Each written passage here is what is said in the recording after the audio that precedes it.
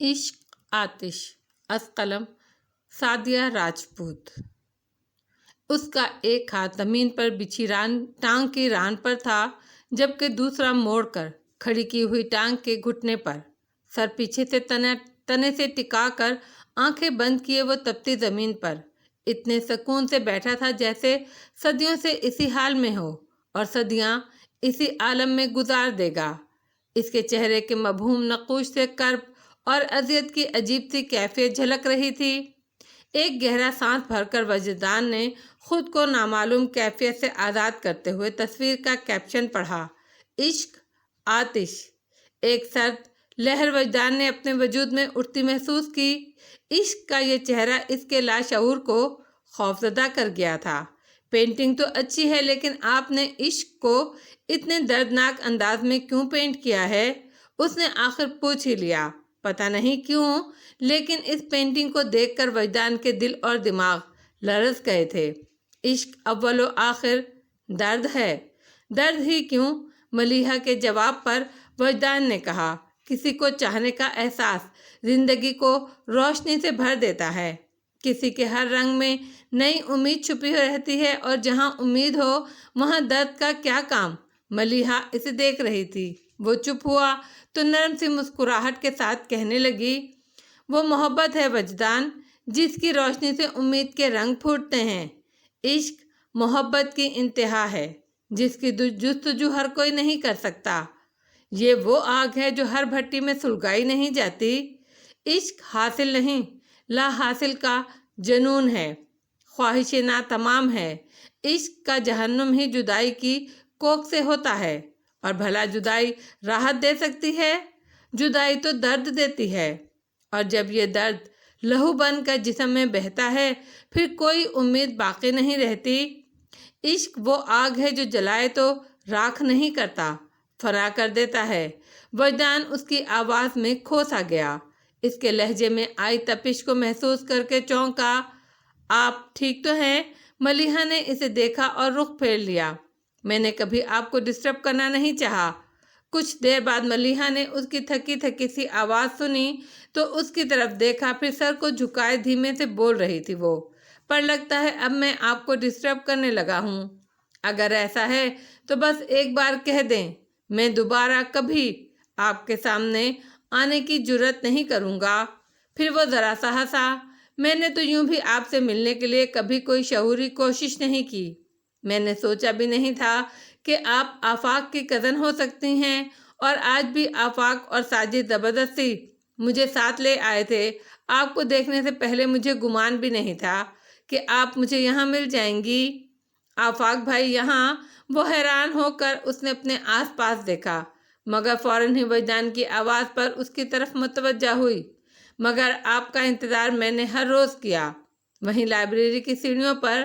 میں ہر صبح دعا کرتا کہ آج انتظار ختم ہو جائے، ہر شام سوچتا کہ آپ کا انتظار زندگی کی آخری سانس تک کروں گا، لیکن اگر آپ کو برا لگے تو وعدہ کرتا ہوں کبھی ان راستوں پر پاؤں نہیں رکھوں گا جن پر آپ کو گزرنا ہوگا، اور سر راہ ملاقات بھی ہوئی تو آپ کا راستہ نہیں روکوں گا۔ وہ منتظر نگاہوں سے اسے دیکھنے لگا۔ ملیحہ نے نگاہ چرا کر رخ بھی موڑ لیا۔ وجدان کو اچانک ہی شدید تھکن کا احساس ہوا۔ وہ بوجھل سے انداز میں پلٹا اور جانے لگا۔ آپ ایک بار اور لائبریری جا سکتے ہیں؟ وجدان ٹھٹک کر رکا، پھر ایڑی کے بل گھوم گیا۔ وہ اب بھی رخ موڑے فرش پر لگے ٹائلوں کو ہی دیکھ رہی تھی۔ وجدان کو اپنی سماعتوں پر شبہ سا ہوا۔ کیا کہا آپ نے؟ ملیحہ نے اسے دیکھا اور زیر لب مسکرا کر بولی، کل صبح 10 بجے وہ نہال ہو گیا۔ میں سارا دن آپ کا انتظار کروں گا، آپ کو جب وقت ملے آ جائیے گا۔ اس کی آنکھوں سے جھلکتے والہانہ پن سے سٹپٹا کر ملیحہ نے چہرہ موڑ کر کونسل کے ملازم کے یونیفارم پہنے ایک شخص کو اشارے سے پاس بلا کر پینٹنگ اتارنے کو کہا۔ پھر اس سے پینٹنگ لے کر ملیحہ نے وجدان کی طرف بڑھائی۔ یہ لیجئے، میری طرف سے تحفہ ہے، عشق آتش۔ ملیحہ کے ہاتھ سے پینٹنگ پکڑتے وجدان نے معنی خیزی سے کہا تو وہ حیا سے سرخ ہوتی اس کے سامنے سے ہٹ گئی۔ 4 بجے وہ نور الہدا کے ساتھ قصر فاروقی کے لاؤنج میں داخل ہوئی تو بابا جان کے ساتھ ملک ناصر پہلے سے موجود تھے۔ نور الہدا کو شطرنج کھیلنے کا کوئی شوق نہیں تھا مگر دیکھنے کا ضرور تھا۔ وہ وہیں بیٹھ کر ان دونوں کو شطرنج کھیلتے دیکھنے لگے۔ ملیحہ البتہ سلام و دعا کے بعد جلد ہی اٹھ گئی۔ اپنے کمرے میں آ کر اس نے کپڑے بھی تبدیل نہیں کیے، کھلے بالوں کو جوڑے کی شکل میں لپیٹ کر ننگے پاؤں کمرے میں چکر کاٹتے وہ ملک ناصر کے جانے کا انتظار کر رہی تھی، حالانکہ وہ جانتی تھی کہ انتظار فضول ہے، ملک انکل رات کے کھانے کے بعد ہی جائیں گے۔ پھر بھی وہ ٹہلتی رہی۔ شام ڈھل چلی تھی جب ملیحہ کے کمرے کے دروازے پر دستک ہوئی۔ دروازہ کھلا ہے، اس نے کہا، پھر بہادر کو اندر آتا دیکھ کر وہ بیڈ پر اٹھ بیٹھی۔ بی بی صاحب، کھانا لگ گیا ہے۔ مجھے بھوک نہیں، اس نے کہا اور پوچھا، اچھا سنو، ملک انکل چلے گئے یا ابھی بیٹھے ہیں؟ چلے گئے جی۔ ابھی چلے کہاں جائیں گے جی، ابھی تو بیٹھے ہیں، کھانا کھائیں گے پھر چائے پیئیں گے۔ ویسے ایک بات بتائیے بی بی صاحب، یہ ملک صاحب بالکل ہی ویلے ہیں کیا؟ وہ ہنس پڑی، پھر ہنسی روک کر سنجیدگی سے بولی، زیادہ باتیں بنانے کی ضرورت نہیں، جاؤ اپنا کام کرو۔ وہ جانے لگا تو ملیحہ نے اسے روک کر کہا، اور سنو، جب انکل چلے جائیں تو مجھے بتا دینا۔ وہ سر ہلا کر چلا گیا۔ عشاء کی نماز پڑھ کر وہ بیڈ پر آ بیٹھی، پھر اٹھی اور بیلکنی میں آ گئی۔ نہ جانے کتنی ہی دیر گزر گئی کہ دروازہ پھر بجا۔ اس بار بھی بہادر تھا، اس نے ملک ناصر کے جانے کا بتایا۔ ٹھیک ہے تم جاؤ، اسے بھیج کر ملیحہ باتھ روم میں گئی۔ منہ پر پانی کے چھینٹے مار کر کمرے میں آئی، بالوں کو سلجھا کر کلپ کیا اور کمرے سے باہر آ گئی۔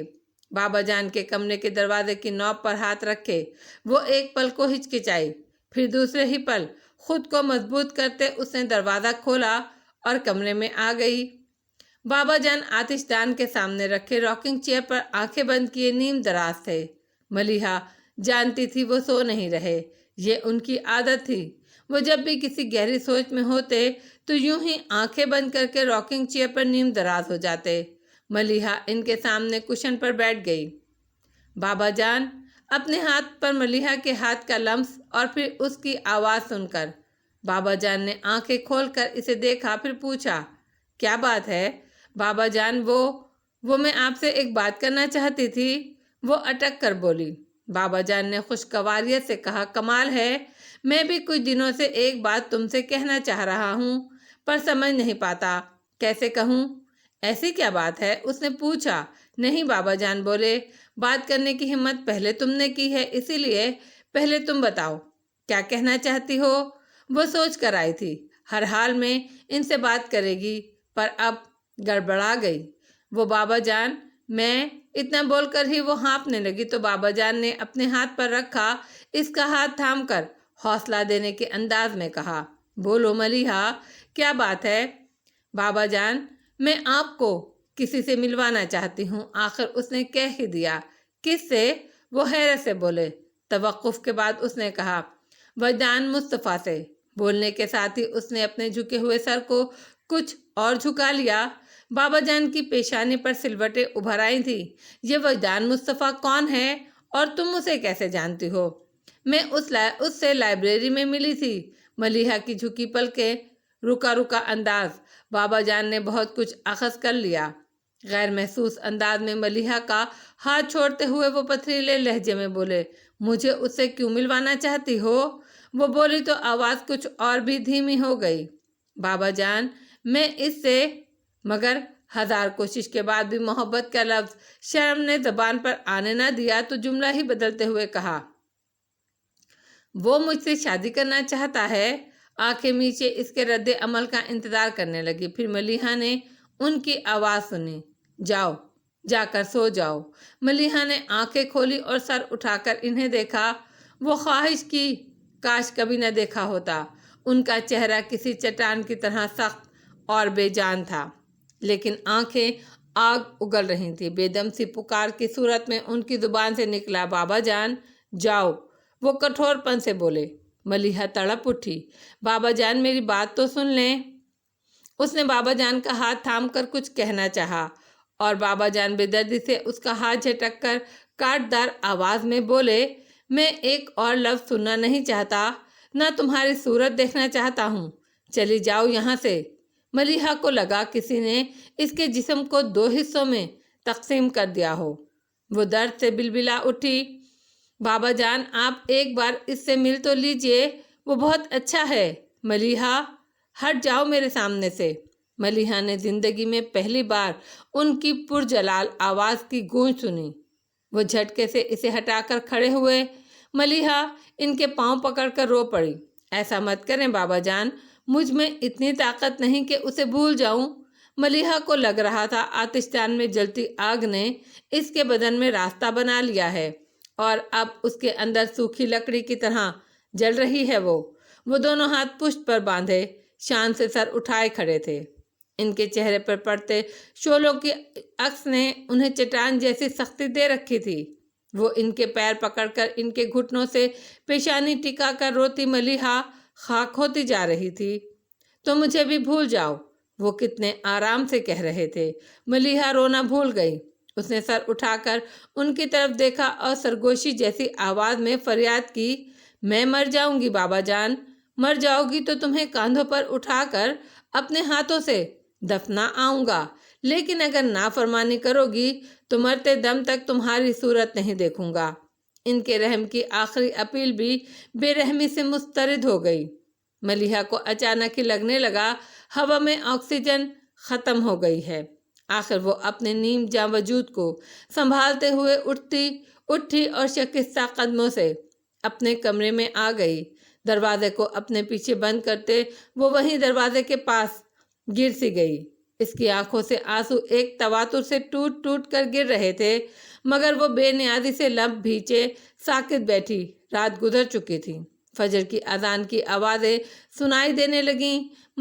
ملیحہ سیدھی ہو کر بیٹھی، اتنے غور سے اذان کے الفاظ سننے لگی جیسے زندگی میں پہلی بار سن رہی ہو۔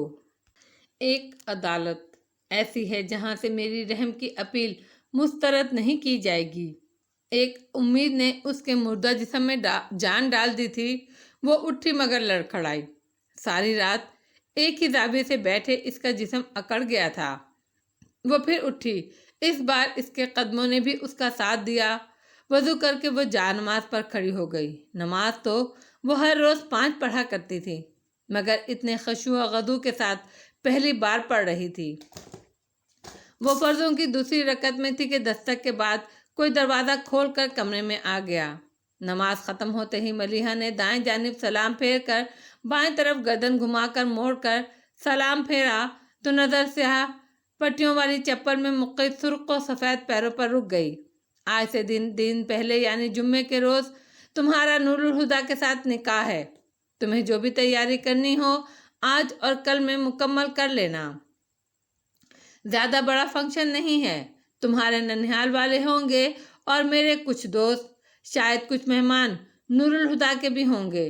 تم جن کو بلانا چاہو ان کے ناموں کی فہرست بنا کر میرے کمرے میں لے آؤ۔ رات آزمائش اور صبح سزا لے کر آئی ہے، اس نے سوچا، اور دعا کے لیے ہاتھ اٹھائے تو ایک آنسو اس کے گال پر بہہ گیا۔ بابا جان ایک نظر اس کی خاموشی کو دیکھ کر کمرے سے باہر نکل گئے، پھر سیڑھیاں اتر کر ہال کے دروازے سے باہر لان میں نکل آئے۔ نور الہدیٰ اپنی روٹین کے مطابق ٹریک سوٹ پہنے ایکسرسائز کے لیے لان میں آئے تو بابا جان کو اس وقت وہاں دیکھ کر حیران سے ان کے پاس آ گئے۔ کیا بات ہے بابا جان، آج صبح صبح لان میں نظر آ رہے ہیں؟ کیا آرمی لائف کا شیڈول دوبارہ سے شروع کر دیا ہے؟ وہ خوش دلی سے مذاق کرتے ہوئے بولے، مگر بابا جان کے چہرے پر کھنڈی سنجیدگی میں کوئی کمی نہ آئی۔ میں تم سے کچھ بات کرنا چاہتا ہوں نور الہدیٰ، بلکہ یوں سمجھو میں ایک فیصلہ کر چکا ہوں اور تمہیں اس کی اطلاع دے رہا ہوں۔ کہیے بابا جان۔ میں نے تمہاری اور ملیحہ کی شادی طے کر دی ہے۔ نور الہدیٰ آخر انسان ہی تو تھے جن کے سینے میں دل بھی تھا اور اس دل میں جذبات بھی۔ ملیحہ کی بے تکلفی اور بے ساختگی کے باوجود کبھی کسی غلط فہمی کا شکار نہ ہوئے تھے۔ انہیں معلوم تھا ملیحہ کے لیے کبھی بھی وہ خاص نہیں بن سکے، مگر ملیحہ تو ان کے لیے خاص تھی۔ یہ سچ تھا کہ انہوں نے ملیحہ کو پانے کی خواہش کبھی نہیں کی تھی، لیکن وہ بن مانگے نہیں مل رہی تھی، بن مانگے انہیں مل رہی تھی۔ وہ خوش کیسے نہ ہوتے، مگر بابا جان کے سامنے خوشی کا اظہار کر نہ سکے۔ لیکن جب انہوں نے کہا جمعے کو تم دونوں کا نکاح کر دیا جائے گا اور ہفتے کو ولیمہ، اس کے بعد میں چاہتا ہوں تم دونوں کچھ دنوں کے لیے لندن چلے جاؤ، وہاں گھوم پھر آنا، تو وہ حیران ہوئے بغیر رہ نہ سکے۔ جمعے کو یعنی صرف 3 دن بعد؟ بابا جان اتنی جلدی کی کیا ضرورت ہے؟ بات ضرورت کی نہیں، میرے فیصلے کی ہے، وہ اپنے مخصوص انداز میں بولے، اور میں اپنی اولاد سے اس بات کی توقع کرتا ہوں کہ وہ میرے فیصلوں کو مانے۔ پھر کچھ نرم پڑتے ہوئے بولے سیدھی سی بات ہے نور الہدیٰ، لڑکا اور لڑکی گھر میں ہی ہیں، کلمے کسی بھی وقت پڑھائے جا سکتے ہیں، تو پھر انتظار کس لیے؟ آپ ملیحہ کی مرضی معلوم کر چکے ہیں کیا؟ انہوں نے تذبذب سے پوچھا۔ میں ابھی اسی کے پاس سے آ رہا ہوں۔ یہ مبہم جملہ ان کے لیے زندگی کا واضح پیغام تھا۔ وہ بے اختیار بابا کے گلے لگ گئے۔ بنا مانگے ہی زندگی نے آج وہ دیا ہے کہ ساری عمر شکر میں گزرے گی۔ بولنے کے بعد انہیں دھیان آیا کہ کس سے کیا بول گئے ہیں۔ ان سے الگ ہو کر وہ خجالت سے سر کھجانے لگے تو بابا جان ایک مسکراتی نگاہ ان پر ڈال کر آگے بڑھ گئے۔ انہوں نے بابا جان کو جاتے ہوئے دیکھا اور ایک گہری مسکراہٹ ان کے چہرے پر پھیل گئی۔ انسان بہت جلد باز ہے، کبھی تو سمندر کی بے رحم موجوں کا مقابلہ کرتے اچانک کنارہ نظر میں آ جائے تو اسے نظر کا دھوکہ سمجھ کر خود کو لہروں کے حوالے کر دیتا ہے، اور یہ تحقیق بھی نہیں کرتا کہ وہ جہاں ڈوبا وہاں ساحل تھا، اور کبھی صحرا میں چمکتی ریت کو پانی سمجھ کر جھلستی ریت میں دوڑتا چلا جاتا ہے، یہ سوچے بغیر کہ آبلا پائی کا یہ سفر تشنگی کو بڑھا تو نہ دے گا، مگر ہر غلطی نظر انداز نہیں کی جاتی، کچھ غلطیوں پر سزا بھگتنی پڑتی ہے۔ نور الہدیٰ کو بھی ایک مسکراہٹ کا خمیازہ تمام عمر ادا کرنا تھا۔ 8 بجتے ہی ملیحہ نے سمیرہ کو فون کر دیا اور چھوٹتے ہی کہا تم ابھی اور اسی وقت یہاں آ جاؤ۔ خیریت تو ہے؟ کیا ہوا؟ وہ حیران تھی۔ ملیحہ جھنجھلا گئی۔ سوال مت کرو، فوراً میرے گھر آ جاؤ۔ مگر ملیحہ کچھ بتاؤ تو صحیح، بتانے کے لیے ہی تو بلا رہی ہوں۔ اس کی آواز میں نمی محسوس کر کے سمیرہ پریشان ہو گئی تھی، مگر خود کو قابو میں رکھتے ہوئے کہا ٹھیک ہے، آ رہی ہوں میں، تم پریشان مت ہونا۔ 15 منٹ بعد ہی سمیرہ ملیحہ کے کمرے میں تھی، اور ملیحہ کی زبان سے سب حال سن کر وہ واقعی بوکھلا گئی۔ تم نے تو کہا تھا تم نور الہدیٰ سے محبت کرتی ہو، تو یہ وجدان بیچ میں کہاں سے آ گیا؟ وہ عاجزی سے بولی۔ وہ تو میں اب بھی کہوں گی کہ مجھے ہادی بھائی سے محبت ہے، مگر اپنی زندگی میں صرف وجدان کے ساتھ گزارنا چاہتی ہوں۔ سمیرہ نے سر پکڑ لیا۔ اپنے بابا جان کو تم مجھ سے بہتر جانتی ہو، ان کی ضد مثالی ہے، وہ اپنا فیصلہ بدل لیں گے ایسا تو سوچنا بھی فضول ہے۔ وہ کسی کو سمجھانے سے سمجھنے والے نہیں، لیکن اللہ کے واسطے تم تو کچھ سمجھداری سے کام لو۔ اس نے بیڈ پر گھٹنوں میں سر دیے بیٹھی ملیحہ سے کہا، پھر اس کے قریب بیڈ پر بیٹھ کر اسے سمجھانے لگی، دیکھو ملیحہ، سچ تو یہ ہے کہ نور الہدیٰ اور وجدان کا کوئی مقابلہ ہی نہیں، بلکہ غیر جانبداری سے اگر دیکھو تو نور الہدیٰ وجدان سے کہیں زیادہ بہتر ہے۔ ہارورڈ یونیورسٹی سے MBA کیا ہے، کس قدر زمین و جائیداد کے مالک ہیں شاید انہیں بھی ٹھیک سے اندازہ نہ ہو، اور کیا غضب کی پرسنالٹی ہے۔ میں نے ایسا خوبصورت مرد اپنی زندگی میں کوئی اور نہیں دیکھا، پھر وہ کوئی انجان تو ہے نہیں۔ 2.5-3 مہینے سے تم دونوں ایک ساتھ ایک ہی چھت کے نیچے رہ رہے ہو، ان کی ہر اچھی بری عادت سے تم واقف ہو، رخصت ہو کر بھی تمہیں کہیں نہیں جانا، شادی کے بعد بھی تم اپنے ہی گھر میں رہو گی۔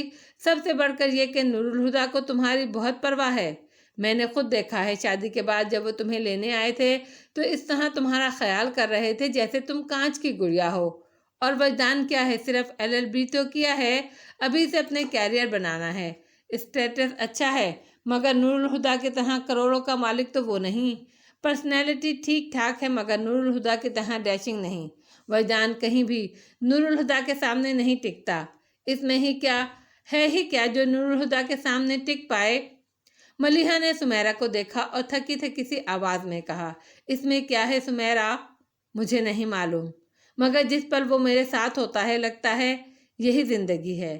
اس کے لہجے میں کوئی تو بات ایسی تھی کہ سمیرہ نے گھبرا کر اس کا چہرہ اپنے ہاتھوں میں بھر لیا۔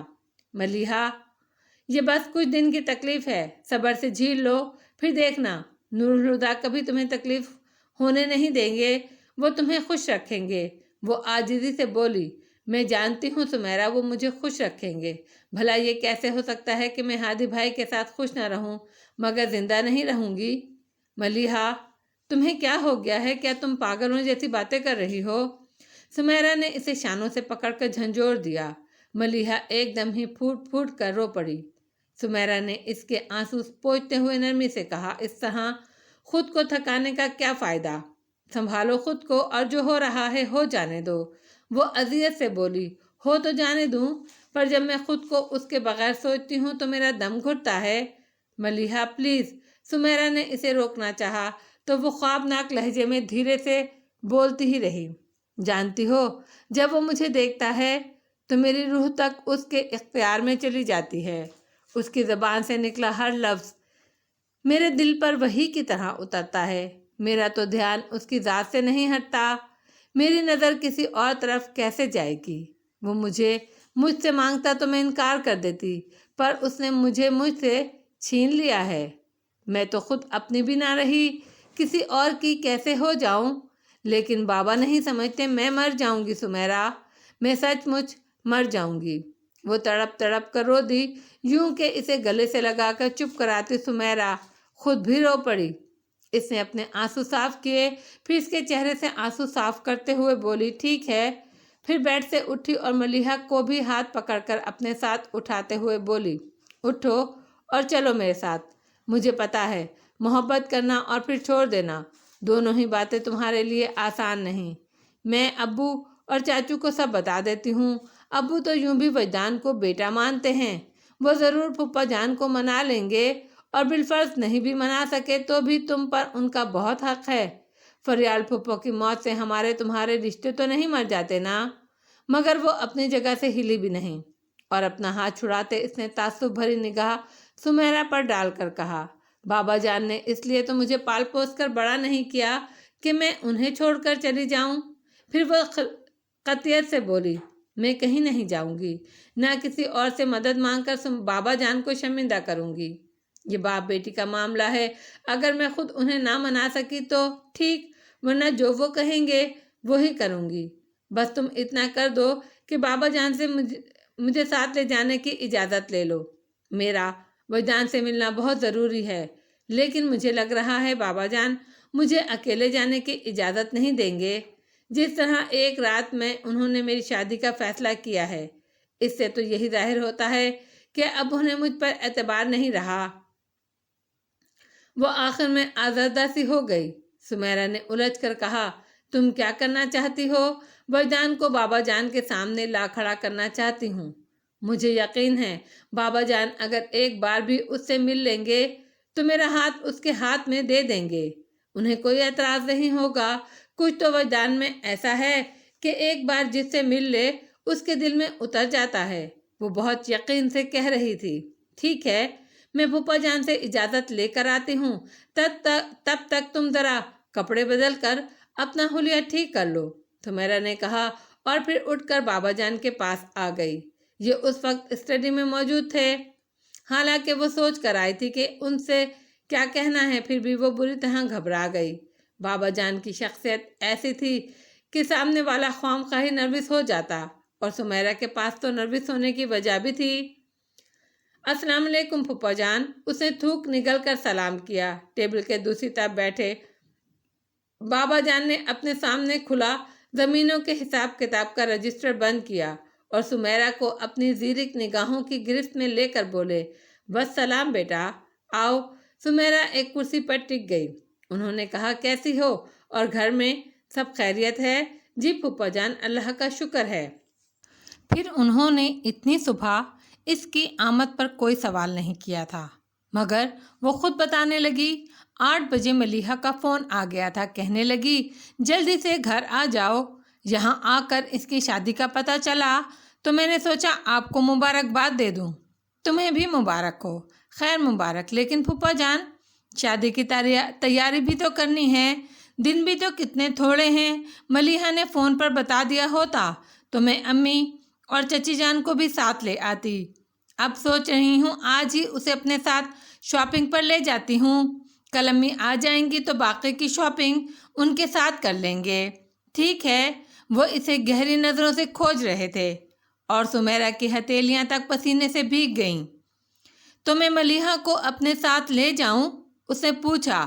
ہاں لے جاؤ، اور ڈرائیور کے ساتھ جانا، میں ابھی کسی سے کہہ کر گاڑی تیار کروا دیتا ہوں۔ جی پھوپھا جان۔ وہ سعادت مندی سے گردن ہلا کر اٹھی اور جانے لگی۔ سمیرہ، بابا جان نے اسے آواز دی۔ جی پھوپھا جان۔ وہ یکدم ڈر کر پلٹی۔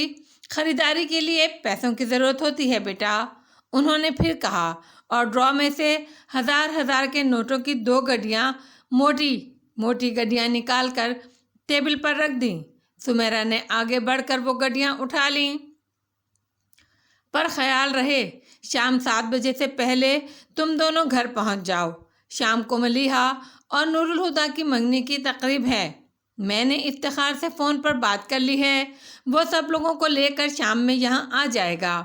سمیرہ کا جی چاہا سامنے والی دیوار پر جا کر زور سے سر مارے، مگر ضبط سے مسکرا کر اللہ حافظ کہتی وہ مڑ گئی۔ اس کے جانے کے بعد بابا جان نے رسیور اٹھایا اور کوئی نمبر ڈائل کرنے لگے۔ ملیحہ کے کمرے میں آ کر سمیرہ نے سانس چھوڑتے ہوئے خود کو ریلیکس کیا۔ پھر ملیحہ کو دیکھا جس نے اس کے کہنے کے باوجود کپڑے نہیں بدلے تھے۔ وہ ابھی تک اسی جارجٹ کی بلیک ساڑی میں تھی، بس اتنا تھا کہ اس نے اوپر سے میرون شال اوڑھ لی، البتہ منہ ہاتھ دھو کر اقبال بنا لیے تھے۔ سمیرہ نے اسے غنیمت جانا۔ جب وہ گاڑی میں بیٹھ چکی تو سمیرہ نے اسے اطلاع دی، شام کو تمہاری منگنی ہے، پھوپھا جان سب رشتہ داروں کو فون کر کے بتا چکے ہیں، مجھ سے بھی کہا ہے کہ شام 7 بجے تک تمہیں لے کر گھر آ جاؤں۔ ملیحہ نے کوئی جواب نہ دیا اور کھڑکی سے باہر دیکھنے لگی۔ کار قصر فاروقی سے نکل کر مین روڈ پر آ گئی تھی۔ اس روڈ پر آگے جا کر ایک ذیلی سڑک تھی، لائبریری اسی سڑک پر واقع تھی۔ مین روڈ پر آتے ہی وہ لوگ ٹریفک جام میں پھنس گئے۔ سمیرہ نے ڈرائیور سے کہا، ذرا جا کر معلوم تو کرو ٹریفک کیوں رکا ہوا ہے۔ ڈرائیور جی اچھا کہہ کر اتر گیا۔ کچھ دیر بعد وہ واپس آیا۔ اپنی سیٹ پر بیٹھ کر اس نے پلٹ کر کہا، کچھ دیر لگ جائے گی، آگے کسی موٹر سائیکل سوار کا ایکسیڈنٹ ہو گیا ہے، ایمبولینس وغیرہ تو پہنچ گئی ہے، زخمی کو ہسپتال بھیج کر پولیس اپنا باقی کا کام نپٹا کر راستہ کھول دے گی۔ بار بار بے چینی سے پہلو بدلتی ملیحہ سمیرہ سے بولی، یہ ٹریفک تو جانے کب کھلے گا، لائبریری کا یہاں سے زیادہ فاصلہ نہیں ہے، میں پیدل نکلتی ہوں۔ ٹھیک ہے، سمیرہ نے اختلاف نہیں کیا۔ پھر ملیحہ نے ڈرائیور کی طرف رخ کیا، تم سمیرہ کو چھوڑ کر گھر واپس چلے جانا، میں خود ہی آ جاؤں گی، اور کار سے اتر کر گاڑیوں کے بیچ میں سے گزرتی فٹ پاتھ پر آ گئی۔ تیز قدموں سے چلتے ہوئے کچھ آگے جا کر اس نے ایک نظر سڑک پر ڈالی، جہاں بہت سے لوگ بھیڑ کی شکل میں جمع تھے اور کسی شخص کو اسٹریچر پر ڈال کر ایمبولینس میں چڑھایا جا رہا تھا۔ رش اس قدر تھا کہ ملیحہ صرف زخمی کے پیر ہی دیکھ سکی۔ لائبریری پہنچ کر ملیحہ نے اندر کا ایک چکر لگایا، پھر باہر آ گئی۔ اسے وجدان کہیں نظر نہیں آ رہا تھا۔ ابھی 10 بجنے میں تو آدھا گھنٹہ باقی ہے، اس نے خود کو تسلی دی اور وہیں سیڑھیوں پر بیٹھ کر انتظار کرنے لگی۔ پر اس کا انتظار ہی رہا۔ 10 بجے تک تو ملیحہ اپنے اضطراب کو دباتی رہی، لیکن 10 بجتے ہی اس کی بے چینی اپنے عروج پر پہنچ گئی۔ آپ کا انتظار میں نے ہر روز کیا ہے۔ اس وقت تو یہ سن کر ملیحہ نے کچھ محسوس نہیں کیا تھا، مگر اب سمجھ آ رہا تھا انتظار کرنا کتنا مشکل کام ہے۔ گیٹ پر نظریں جمائے اس کی آنکھیں پتھرانے لگیں، جانے کتنا وقت بیت گیا تھا، کوئی اس سے پوچھتا تو کہہ دیتی صدیاں بیت گئی ہیں۔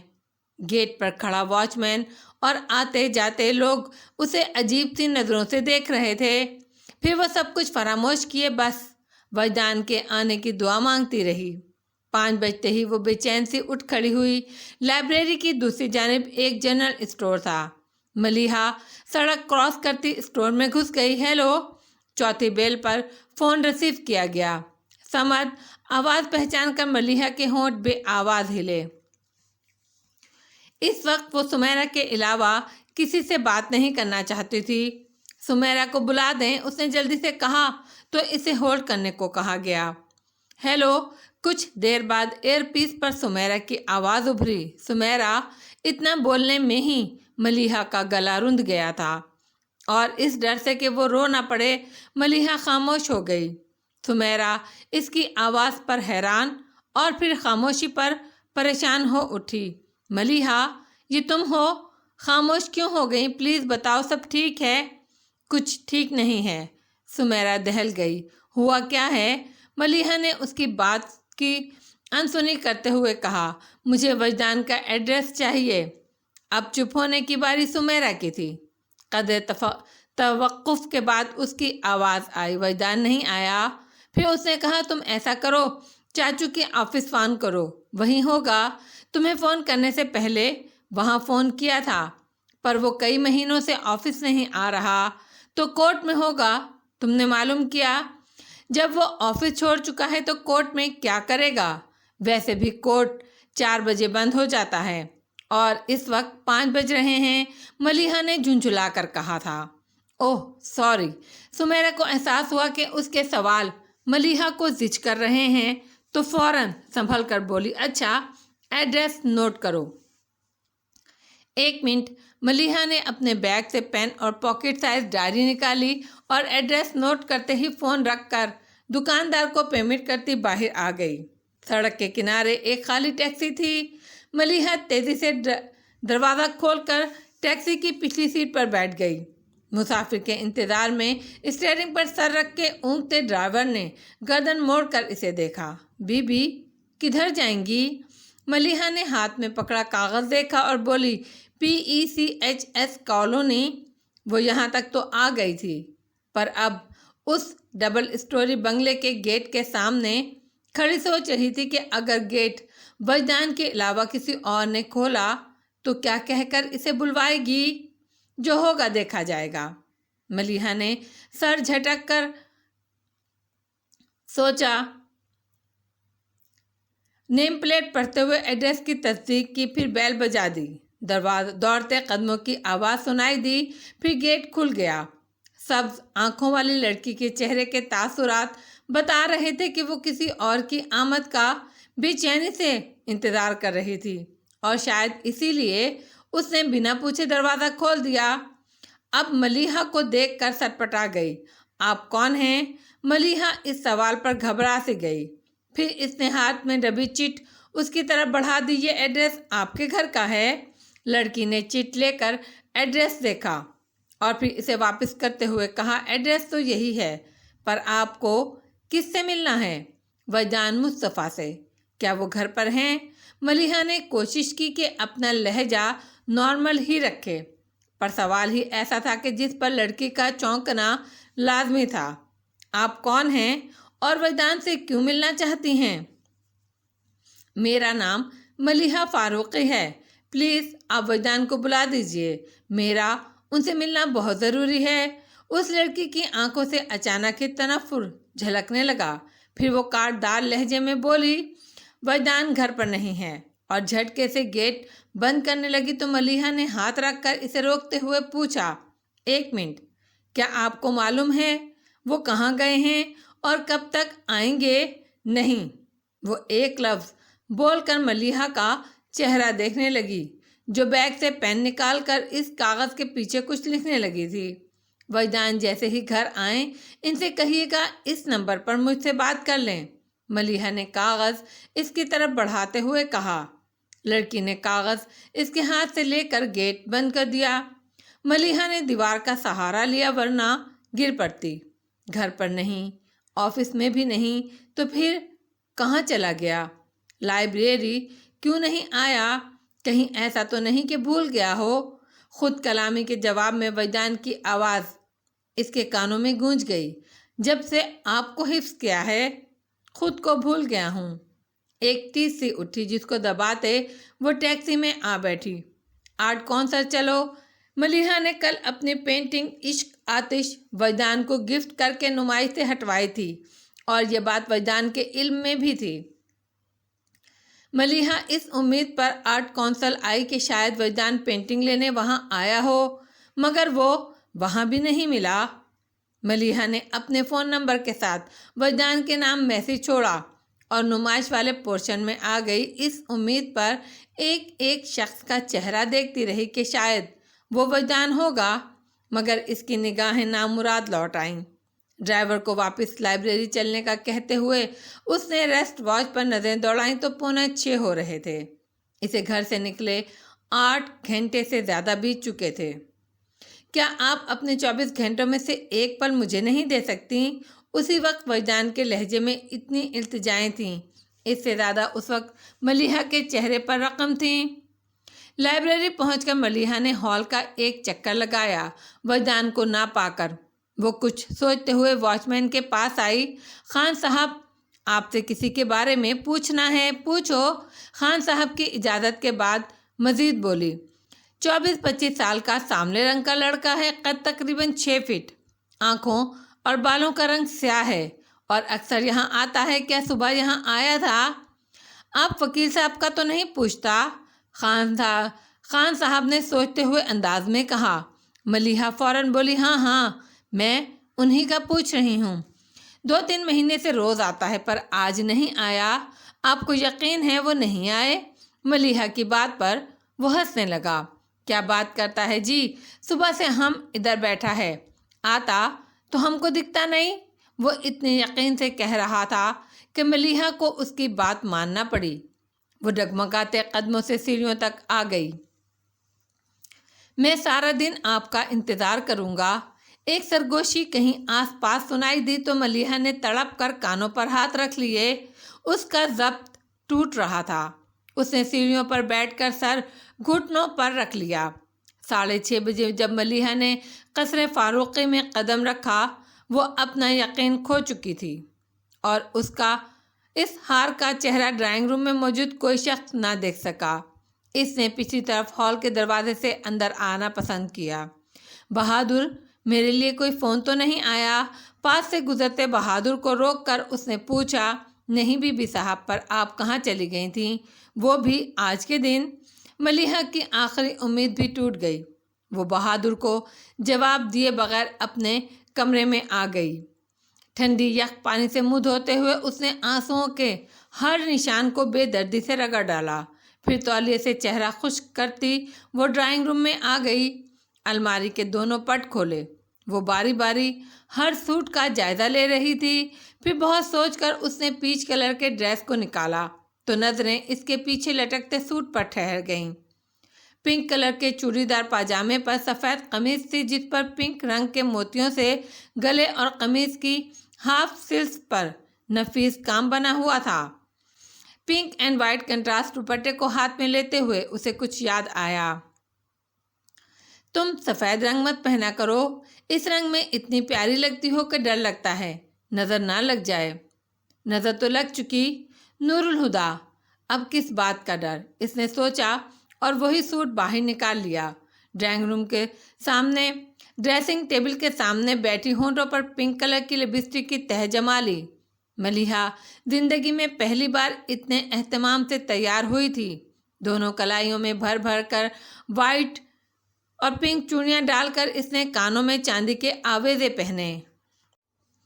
मलिहा जिंदगी में पहली बार इतने एहतमाम से तैयार हुई थी। दोनों कलाइयों में भर भर कर वाइट और पिंक चूड़ियाँ डालकर इसने कानों में चांदी के आवेज़े पहने। फिर बेड पर आ बैठी। झुककर सैंडल पाँव में डालकर उसने बेड से दुपट्टा उठाकर शानों पर फैला लिया।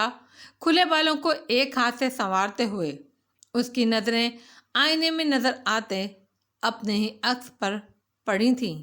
आज की तारीख मेरे लिए रोशनी, रंग और उम्मीद तीनों ख़त्म हो चुके हैं, लेकिन नूरुल हुदा फारूकी, इन्हें आपकी ज़िंदगी में हमेशा रहना चाहिए, उसने कहा था और कमरे से निकल गई थी।